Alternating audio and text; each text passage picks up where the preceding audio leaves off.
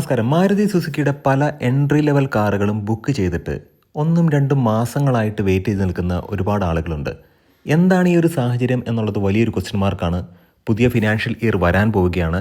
2025 September 22 വന്ന GST 2.0 ആ ഒരു നിയമപ്രകാരം അല്ലെങ്കിൽ പുതിയൊരു ചട്ടപ്രകാരം കസ്റ്റമേഴ്സിന് കിട്ടിയിട്ടുണ്ടായിരുന്ന എല്ലാ ബെനിഫിറ്റുകളും ഇല്ലാതാക്കുന്ന രീതിയിലായിരിക്കും ഇനി 2026 ഏപ്രിൽ 1 മുതൽ അല്ലെങ്കിൽ ഏപ്രിലിന് ശേഷം വാഹന വിപണിയിൽ മാറ്റം വരാൻ പോവുകയാണ്. അത് വിലയുടെ കാര്യത്തിലാണ്.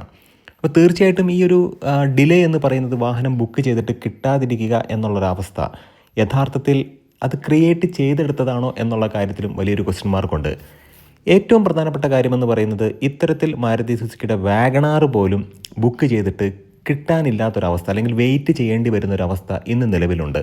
അപ്പോൾ മാരുതിയുടെ വാഗണാർ ഇഗ്നിസ് ഓൾറെഡി ഡിസ്കണ്ടിന്യൂ ചെയ്തൊരു വാഹനമാണ്. പറയാതെ അത് ഡിസ്കണ്ടിന്യൂ ചെയ്തു. ഒരിക്കൽ പോലും കമ്പനി അത് പറഞ്ഞിട്ടില്ല. പക്ഷേ ഒഫീഷ്യലി അത് ഡിസ്കണ്ടിന്യൂ ചെയ്തു അല്ലെങ്കിൽ പ്രൊഡക്ഷൻ ഇല്ല എന്നുള്ളതാണ് നമുക്ക് മനസ്സിലാക്കാൻ കഴിഞ്ഞിട്ടുള്ളത്. അതിനെക്കുറിച്ച് നമ്മൾ വീഡിയോയും ചെയ്തതാണ്. അപ്പോൾ ആ ഒരു സാഹചര്യത്തിൽ ഇത്തരത്തിൽ ഒരു വാഹനം മാരുതി സുസുക്കിയുടെ ഒരു വാഹനം ബുക്ക് ചെയ്തിട്ട് കിട്ടാത്ത ആളുകൾ പെട്ടെന്ന് മറ്റൊരു വാഹനമായിട്ടുള്ള അതേ സെഗ്മെൻറ്റിലെ അല്ലെങ്കിൽ ആ ഒരു വിലയിലേക്ക് വരുന്നൊരു വാഹനമായ ടിയാഗോയിലേക്ക് പോകുന്നുണ്ട്. അങ്ങനെ വരുമ്പോഴത്തേക്കും ഈ ഒരു വാഹനത്തെ കൺസിഡർ ചെയ്യണമോ എന്നൊരു വലിയൊരു ക്വസ്റ്റ്യൻ മാർക്കാണ്. ടിയാഗോയുടെ കാര്യമാണ് പറഞ്ഞത്.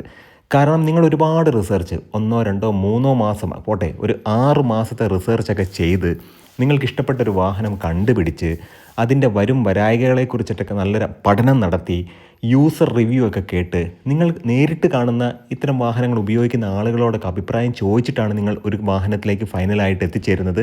അത് നിങ്ങളുടെ പ്രൈസ് പോയിൻറ്റിലും ആ ഒരു വാഹനം വന്നു ചേരും. അതിൻ്റെ ഒരു പെർട്ടിക്കുലർ മോഡൽ ചിലപ്പോൾ നിങ്ങളുടെ പ്രൈസിൽ വരുന്നതായിരിക്കും. അതുകൊണ്ടായിരിക്കും നിങ്ങൾ ആ ഒരു വാഹനം ബുക്ക് ചെയ്തത്.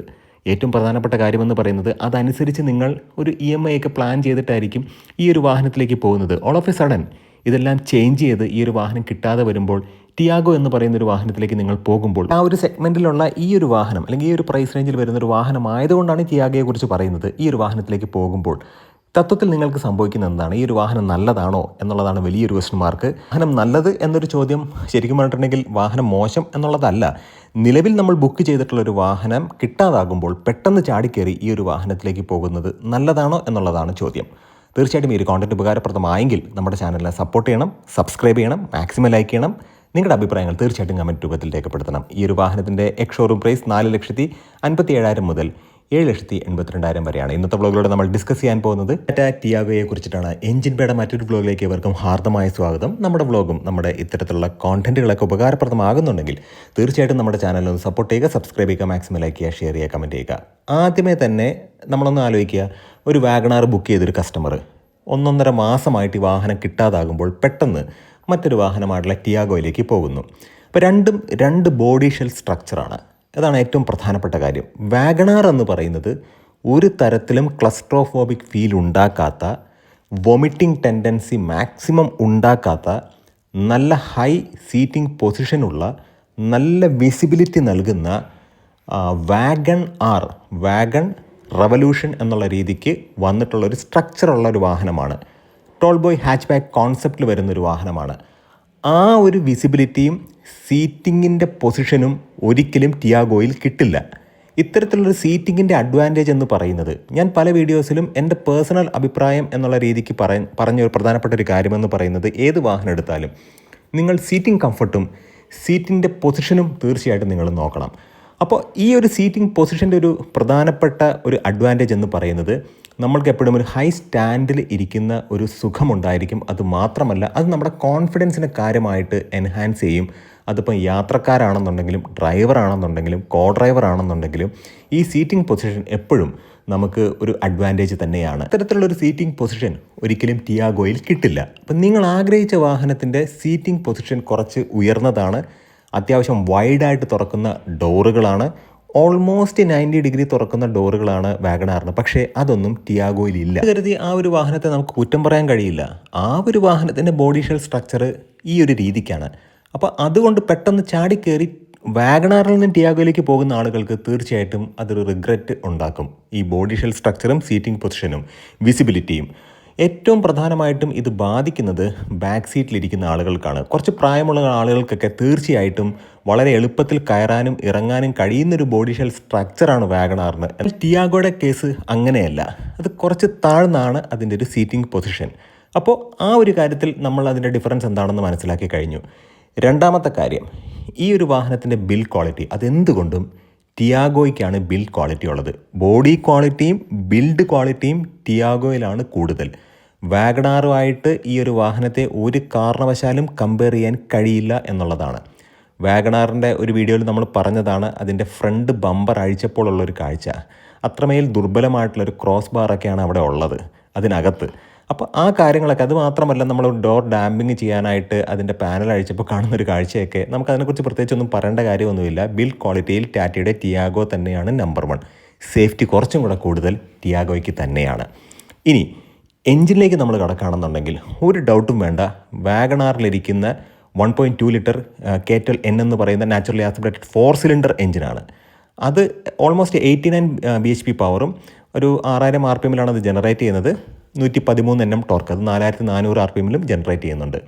അത്തരത്തിൽ നമ്മൾ നോക്കുമ്പോഴത്തേക്കും ഈ പറയുന്ന ടിയാഗോയിലിരിക്കുന്ന എഞ്ചിൻ എന്ന് പറയുന്നത് റവട്രോൺ എഞ്ചിനാണ്. അത് 3 സിലിണ്ടർ എഞ്ചിനാണ്. 1199 cc, 85 bhp പവർ, അത് 6000 RPMലാണ് ഉണ്ടാക്കുന്നത്.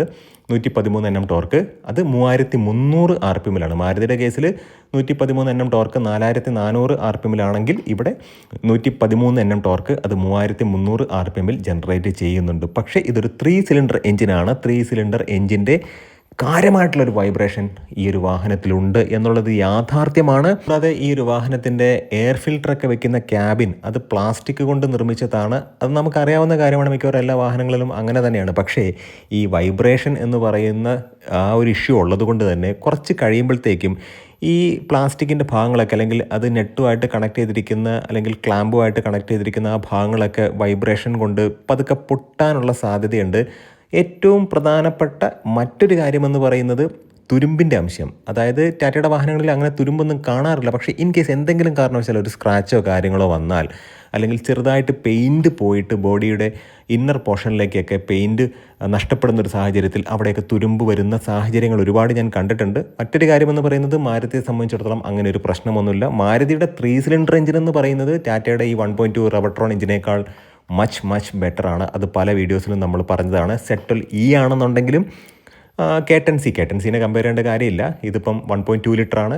സെറ്റൽ എന്ന് പറയുന്നതും 1.2 ലിറ്ററാണ്. അപ്പോൾ റവട്രോൺ എഞ്ചിനെ വെച്ച് കമ്പയർ ചെയ്യുമ്പോഴത്തേക്കും കാറിലിരിക്കുന്ന 1.2 litre naturally aspirated 4 cylinder engine K12N എന്ന് പറയുന്ന എഞ്ചിൻ വളരെ നല്ലതാണ്. K10C എന്ന് പറയുന്ന എഞ്ചിനും മച്ച് ബെറ്റർ ആണ്. ഇത് 3 സിലിണ്ടർ എഞ്ചിൻ ആണെങ്കിൽ കൂടിയും. അപ്പോൾ എൻജിൻ ചേസിസ് ഈ കാര്യം നോക്കുമ്പോൾ എന്തുകൊണ്ടും കുറച്ചും കൂടെ ഒരു അഡ്വാൻറ്റേജ് എന്ന് പറയുന്നത് മാരുതിയുടെ വാഗണാർ എന്ന് പറയുന്ന വാഹനത്തിനാണ്. ഇപ്പോൾ വാഗണാറുമായിട്ടൊരു കമ്പാരിസൺ അല്ല ഞാൻ പറഞ്ഞത്. വാഗണാർ ബുക്ക് ചെയ്യുന്ന ആളുകൾ പെട്ടെന്ന് ടിയാഗോയിലേക്ക് പോകുന്നുണ്ട്, അതുകൊണ്ടാണ് പറയുന്നത്. ബലീനോ ബുക്ക് ചെയ്തിട്ടുള്ള ആളുകൾ ഒരിക്കലും അങ്ങനെ പോകുന്നില്ല. അത് രണ്ട് കാറ്റഗറി ആയതുകൊണ്ട് തന്നെയാണ്. പക്ഷേ കാര്യത്തിലേക്ക് വരുമ്പോഴത്തേക്കും ബിൽഡ് ക്വാളിറ്റി എന്ന് പറയുന്നത് ടാറ്റയ്ക്ക് തന്നെയാണ്. നമുക്കത് അറിയാവുന്ന കാര്യം തന്നെയാണ്. പിന്നെ ഫിറ്റ് ആൻഡ് ഫിനിഷ് തീർച്ചയായിട്ടും മാരുതിക്ക് തന്നെയാണ്. കാരണം ടാറ്റയുടെ ഫിറ്റ് ആൻഡ് ഫിനിഷൊക്കെ ഇനിയും കുറച്ചും കൂടെ നന്നാക്കാനുണ്ട്. പാനൽ ഗ്യാപ്സൊക്കെ ഒരുപാടുണ്ട്. ബോണറ്റിൻ്റെ ഗ്യാപ്സൊക്കെ അൺഈവനാണ്. അത് ഞാൻ കണ്ട കാര്യമാണ് പല വാഹനങ്ങളിലും. ഇപ്പം ഞാൻ യാർഡിലൊക്കെ പോയി നോക്കുന്ന സമയത്ത് ഒരു വാഹനത്തിൽ നോക്കുമ്പോൾ ബോണറ്റിൻ്റെ ഗ്യാപ്പ് യുണീക്ക് അല്ലെങ്കിൽ തൊട്ടടുത്ത വാഹനത്തിൽ, അത് പുതിയ വാഹനമായിരിക്കും, അതിലൊക്കെ ആയിരിക്കും. അങ്ങനെ പാനൽ ഗ്യാപ്പും അതൊക്കെ കുറച്ചും കൂടെ ശ്രദ്ധിക്കേണ്ട ഒരു സമയമായി. കാരണം കസ്റ്റമേഴ്സ് അത്രത്തോളം വിജിലൻ്റാണ്. അവർ കൊടുക്കുന്ന പണത്തിനനുസരിച്ചുള്ള മൂല്യം അവർ പ്രതീക്ഷിക്കും. അതൊരു മിനിമം ക്വാളിറ്റി ഓഫ് സ്റ്റാൻഡേർഡ് ആണെന്ന് ഞാൻ പേഴ്സണലി വിശ്വസിക്കുന്നു. മറ്റൊരു കാര്യമെന്ന് പറയുന്നത് സോഫ്റ്റ്വെയർ ഗ്ലിച്ചസ് ഒക്കെ ഒരുപാട് കൂടുതലാണ് ടിയാഗോയിൽ. ഇപ്പോൾ കമ്പാരിറ്റീവ്ലി ഇപ്പോൾ ഇറങ്ങുന്ന വാഹനത്തിൽ അതൊക്കെ കുറഞ്ഞു വരുന്നുണ്ട്. അതൊരു നല്ല കാര്യം തന്നെയാണ്. മറ്റൊരു കാര്യമെന്ന് പറയുന്നത് സർവീസ്. ഒരു ഡൗട്ടും വേണ്ട, മാരുതിയുടെ സർവീസ് തന്നെയാണ് നല്ലത്. ടാറ്റയുടെ സർവീസ് ഇനിയും ബെറ്റർ ആവാനുണ്ട്. റെക്ടിഫൈ ചെയ്യുക, പ്രശ്നം എന്താണെന്ന് കണ്ടുപിടിക്കുക, അതാണ് ആദ്യം ചെയ്യേണ്ടത്. ഹാർട്ടിന് എന്തെങ്കിലും ഒരു കംപ്ലൈൻ്റ് ആയിട്ട് വരുന്ന അല്ലെങ്കിൽ ഒരു പ്രശ്നമായിട്ട് വരുന്ന ഒരു മനുഷ്യൻ്റെ കാലിൽ ഓപ്പറേഷൻ ചെയ്തിട്ടാണോ ടെസ്റ്റ് ചെയ്യേണ്ടത്? ആ ഒരു രീതിക്കൊക്കെയാണ് കാര്യങ്ങൾ പോകുന്നത്. അപ്പം നമ്മൾ മനസ്സിലാക്കേണ്ട പ്രധാനപ്പെട്ട കാര്യം, എത്ര നല്ല വാഹനമാണെങ്കിൽ പോലും സർവീസ് നന്നായില്ലെങ്കിൽ നമുക്കതിനെ കൊണ്ടു നടക്കാൻ കഴിയില്ല, അതിനെ മേച്ചുകൊണ്ട് പോകാൻ കഴിയില്ല. കാരണം ടൊയോട്ടയാണ് അതിനകത്ത് ഏറ്റവും ഇമ്പോർട്ടൻ്റ് ആയിട്ട് ഈ സർവീസിൻ്റെ ഒരു പ്രാധാന്യം ജനങ്ങൾക്ക് ബോധ്യപ്പെടുത്തിയത്. അവരുടെ ആദ്യത്തെ വാഹനങ്ങളിൽ ഒന്നായ ക്വാളിറ്റി പ്ലസ് സർവീസ് എന്നാണ് അതിൻ്റെ അർത്ഥം തന്നെ. അപ്പോൾ കാര്യത്തിലേക്ക് വരാം. ഇപ്പോൾ ടാറ്റയുടെ ടിയാഗോയുടെ പ്രധാനപ്പെട്ട ഒരു പ്രശ്നം എന്ന് പറയുന്നത് സർവീസ് സെൻ്ററുകൾ ഒരുപാട് ഉണ്ടെങ്കിൽ പോലും പ്രതീക്ഷയ്ക്ക് ഒത്ത് ഉയർന്നു നിൽക്കുന്ന സർവീസ് സെൻ്ററുകൾ വിരളമാണ്. അതാണ് ഏറ്റവും പ്രധാനപ്പെട്ട കാര്യം. പക്ഷേ മാരുതിയുടെ കേസിൽ അങ്ങനെയല്ല. എൻജിൻ റിഫൈൻമെൻറ്റ് ടാറ്റയേക്കാൾ ഏറ്റവും നല്ലത്, അല്ലെങ്കിൽ ഈ ഒരു വാഹനത്തെ വെച്ചിട്ടാണ് നമ്മൾ കമ്പയർ ചെയ്യുന്നത്. ടിയാഗോയേക്കാൾ മച്ച് ബെറ്ററാണ് മാരുതി സുസുക്കി വാഗണാർ എന്ന് പറയുന്നത്. ഒബ്വിയസ്ലി റീസെയിൽ വാല്യൂം മാരുതി സുസുക്കി വാഗണാറിന് തന്നെയാണ്. പിന്നെ ഡ്യൂറബിലിറ്റി, കാരണം മാരുതി സുസുക്കി വാഗണാർ നിങ്ങളൊരു 20 വർഷമൊക്കെ ഉപയോഗിച്ചാലും വലിയ കാര്യമായിട്ടുള്ള പ്രശ്നങ്ങളോ കാര്യങ്ങളോ ഒന്നും ഉണ്ടാവില്ല. അത് മാത്രമല്ല ഫിറ്റ് ആൻഡ് ഫിനിഷിനോ ഇളക്കമോ വൈബ്രേഷനോ ഡാഷ്ബോർഡിൻ്റെ വിറവലോ കാര്യങ്ങളോ ഒക്കെ ഉണ്ടാകാൻ വളരെ സാധ്യത കുറവാണ്. പക്ഷേ ടാറ്റയുടെ കേസ് അങ്ങനെയല്ല. ടാറ്റയുടെ വാഹനങ്ങൾ കുറച്ച് കഴിയുമ്പോഴത്തേക്കും ഇതിൻ്റെ റിലയബിലിറ്റി ഇഷ്യൂസ് കാണിച്ചു കൊണ്ടിരിക്കും. തീർച്ചയായിട്ടും നമ്മൾ മനസ്സിലാക്കേണ്ട ഒരു കാര്യം, നിങ്ങളൊരു വാഹനം വാങ്ങാൻ പ്ലാൻ ചെയ്തു, അത് കിട്ടാത്തൊരവസ്ഥ വരുമ്പോഴത്തേക്കും ചാടിക്കയറി പെട്ടെന്ന് അടുത്തൊരു വാഹനത്തിലേക്ക് പോകരുത്. അതിനെക്കുറിച്ച് നമ്മളൊരു വീഡിയോ ചെയ്തതാണ്. അതുകൊണ്ട് ഞാൻ വീണ്ടും അതൊന്ന് ഓർമ്മപ്പെടുത്തി എന്ന് മാത്രമേ ഉള്ളൂ. ഒന്നുകിൽ നിങ്ങൾ വെയിറ്റ് ചെയ്യുക, അല്ലെങ്കിൽ നിങ്ങൾ കൃത്യമായിട്ട് പോവുക, പോയിട്ട് അന്വേഷിക്കുക എന്തുകൊണ്ടാണ് ഈ ഒരു വാഹനം കിട്ടാൻ ഡിലേ ആകുന്നത്. ആ വാഹനത്തിന് വേണ്ടി കാത്തിരിക്കുക. അത് തീർച്ചയായിട്ടും കിട്ടുവാണെന്നുണ്ടെങ്കിൽ നിങ്ങൾക്ക് സംതൃപ്തി ഉണ്ടാകും. അല്ലെങ്കിൽ സംഭവിക്കുന്നത്, നിങ്ങൾ ഒരു കാരണവശാലും നിങ്ങൾ ചാടിക്കയറി മറ്റൊരു വാഹനത്തിലേക്ക് പോയാൽ, ഇപ്പോൾ ടിയാഗോ പോലെയുള്ള ഒരു വാഹനത്തിലേക്ക് നിങ്ങൾ പോയിട്ടുണ്ടെങ്കിൽ, മോശം വാഹനം എന്നുള്ളതല്ല ഞാൻ പറഞ്ഞത്, വാഗണാർ നിങ്ങൾ ഓൾമോസ്റ്റ് ഫിക്സ് ചെയ്ത ഒരാളാണെന്നുണ്ടെങ്കിൽ ടിയാഗോയിലേക്ക് പോയാൽ തീർച്ചയായിട്ടും നിങ്ങൾ കുറച്ച് കഴിയുമ്പോഴത്തേക്കും വേണ്ടായിരുന്നു എന്നൊരു തോന്നൽ വരും. തീർച്ചയായിട്ടും ഈ ഒരു കോണ്ടന്റ് ഉപകാരപ്രദമായെങ്കിൽ നമ്മുടെ ചാനലിനെ സപ്പോർട്ട് ചെയ്യണം, സബ്സ്ക്രൈബ് ചെയ്യണം, മാക്സിമം ലൈക്ക് ചെയ്യണം, ഷെയർ ചെയ്യണം, കമൻറ്റ് ചെയ്യണം. നല്ല വ്ളോഗ്സുമായിട്ട് നമുക്ക് വീണ്ടും കാണാം. നിങ്ങളുടെ സ്നേഹത്തിനും സപ്പോർട്ടിനും ഒരിക്കൽ കൂടെ നന്ദി പറഞ്ഞുകൊണ്ട് ഈ വ്ളോഗ് ഇവിടം കൊണ്ട് അവസാനിക്കുന്നു. നന്ദി, നമസ്കാരം.